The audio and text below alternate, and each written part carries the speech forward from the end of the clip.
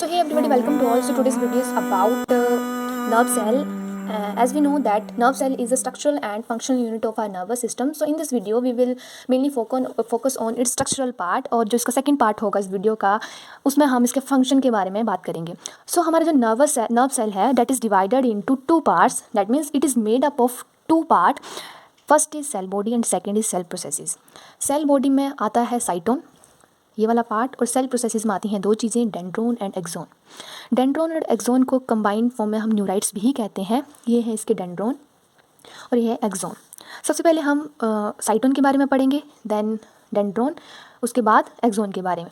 सो साइटोन क्या चीज़ है? साइटोन है इट कंटेन यूनिन्यूक्लिएटेड साइटोप्लाज्म, यानी कि इसका जो साइटोप्लाज्म है उसमें एक सिंगल न्यूक्लियस प्रेजेंट होता है.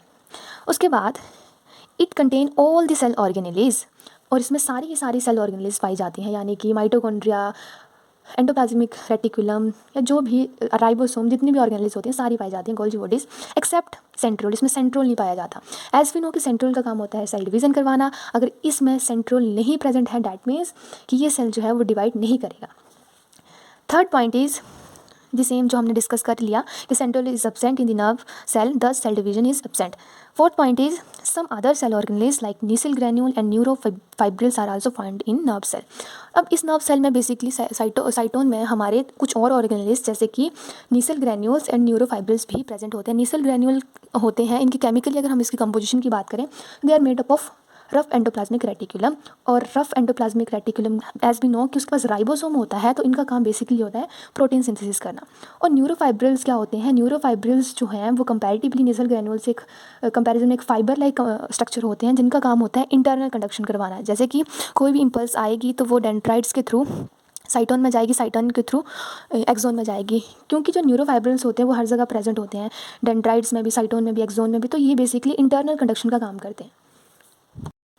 अब निसल ग्रैन्यूल के बारे में मैंने आपको बता ही दिया है कि they are made up of RER. So RER basically क्या होता है? ER प्लस राइबोसोम, एंड इनका काम होता है प्रोटीन सिंथेसिस करना. और ये प्रेजेंट कहाँ कहाँ होते हैं?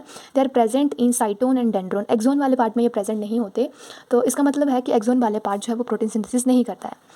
Next is many small fibrils are found in the cytoplasm are का neurofibrils which help in internal conduction in cyton, जो कि मैंने आपके साथ डिस्कस कर लिया है. Second is our cell processes. तो सेल प्रोसेसेस में मैंने आपको बताया कि दो चीज़ें आती हैं, डेंड्रोन एंड एक्सोन. अब देखिए जो डेंड्रोन होते हैं वो एक स्मॉल सेल प्रोसेस है, और जो एक्सोन है वो एक लॉन्गेस्ट सेल प्रोसेस है. पहला डिफरेंस तो ये आ गया. अब जो डेंड्रोन होते हैं, क्योंकि वो स्मॉल सेल प्रोसेसेस होते हैं और इनकी जो फाइन ब्रांचेस होते हैं उन्हें हम डेंड्राइट्स कहते हैं. अब इनके पास क्या होता है? डेंड्रोन के पास क्या होता है? एक रिसेप्टर्स होते हैं जो कि क्या करते हैं, ये स्टिमुलस जो भी उनके ऊपर आएगा वो उसको रिसीव करेंगे और उसको साइटोन की तरफ मूव करवाएंगे, यानी कि they will produce centripetal conduction towards the cell body. अब next is our axon. So axon क्या है? It is longest cell process of the cyton and its diameter is uniform. इसको मैं आपको डायग्राम के थ्रू आई थिंक ज़्यादा अच्छे से समझा पाऊँगी. सो डायग्राम में देखिए साइटोन ये है डेंड्राइट्स, और यहाँ पे देखिए ये जो आपको डॉटर स्ट्रक्चर दिख रहे हैं, they are basically Nissl bodies, Nissl granules. और एज वी नो कि जो हमने पढ़ा पीछे की जो निसल बॉडीज़ हैं वो साइटोन डेंड्राइट्स के ऊपर ही प्रेजेंट होते हैं.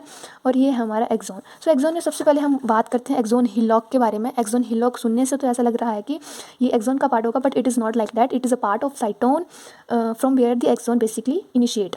सो इसमें क्या होता है कि एक्सोन में हमारा क्या होता है, एक्सोन भी एक kind of longest cell process cell ही है, जो कि एक लंबा सेल है. तो इसमें भी इसका होगा साइटोप्लाज्म. सो इसके जो एक्सोन का जो साइटोप्लाज्म होता है उसे कहते हैं हम axoplasm. It is a terminology कि एक्सोन है तो उसके साइटोप्लाज्म को एक्सोप्लाज्म बोलेंगे. और like any other cell it is also surrounded by a membrane called axolemma. जो एक्सोलीमा होती है वो बाहर से एक माइलिन शीथ से जो है वो कवर होती है. Myelin sheath is basically a fatty material which is made up of phospholipids. और इसके माइलिन शीथ के बाहर, जैसे कि ये देखिए माइलिन शीथ है, माइलिन शीथ के बाद एक श्वान सेल की एक लेयर होती है. इस श्वान सेल ही बेसिकली इस माइलिन शीथ की प्रोडक्शन करते हैं, यानी कि माइलोजेनेसिस ये श्वान सेल ही करवाते हैं. ये देखिए ये श्वान सेल है, ये श्वान सेल का न्यूक्लियस है. अब जो श्वान सेल है they are also covered by a membrane called neurolemma. So I think आपको ये क्लियर हो गया होगा कि एक्सोप्लाज्म क्या होता है, axolemma, then what is myelin sheath and how it basically produced by this myelin Schwann cells and but exactly neurolemma is. अब देखिए जो एक्सोन है इसके टर्मिनल एंड पे स्ट्रक्चर प्रेजेंट होते हैं, ये होते हैं telodendria. Telodendria is basically the terminal end of this axon which contain number of mitochondria. So mitochondria यहाँ पे ज़्यादा क्यों हैं? They actually produce large number of our neurotransmitters that are basically acetylcholine with the help of an enzyme called acetylcholine transferase enzyme. और इसमें क्या होता है, उसके बाद जो है वो इस न्यूरोट्रांसमीटर की यहाँ जो प्रोडक्शन होती है उसको भेजा जाता है यहाँ पे साइनेप्टिकल knob में. So its button shaped part or the end part of this telodendria is basically called the synaptical knob which contain large number of neurotransmitters. This is a theory of that what we have studied. So अगर आपको notes prepare करने हैं so you can easily refer this theory. So this is all about this video.